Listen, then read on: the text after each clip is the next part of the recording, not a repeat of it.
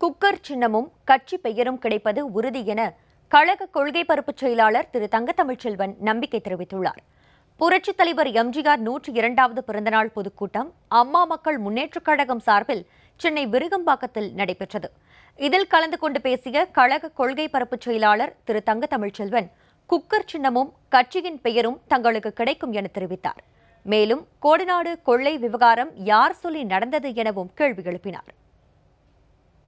Court சொன்னதுனாலதான் அந்த கட்சியின் பெயரை நாங்க தேர்தல் கமிஷன்ல பதிவு செய்யல. இப்ப நீங்க சொல்லுங்க, நாங்க பதிவு செய்யறோம், பதிவு செய்யுங்கன்னு கோர்ட்டு சொல்ல போகுது. செஞ்ச உடனே இதே குக்கர் சின்ன அம்மா மக்கள் முன்னேற்ற கழகத்துக்கு கிடைக்கத்தான் போது. அன்னைக்கு தான் சாக போறேன் போறா பேர். எடப்பாடி பழனிசாமி முதலமைச்சர், அம்மா முதலமைச்சராக இருந்தவங்க. அவங்க வீட்டில் நம்ம அம்மா ஆட்சி நடக்கும்போது ஒருத்தன் போய் கொள்ளையடிச்சு கொலை பண்றான்னு சொன்னா அவனுக்கு பின்னணி யாரு?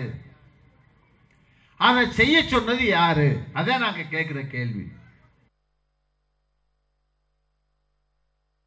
இந்நிகழ்ச்சியில் தென் சென்னை தெற்கு மாவட்ட செயலாளர் திரு வேளச்சேரி சரவணன், விருகை திரு கண்ணன், கழக தேர்தல் பிரிவு செயலாளர் திரு செந்தமிழன், கழக செய்தி தொடர்பாளர் செல்வி சி.ஆர். சரஸ்வதி உள்ளிட்ட கழக நிர்வாகிகள் கலந்து கொண்டனர்.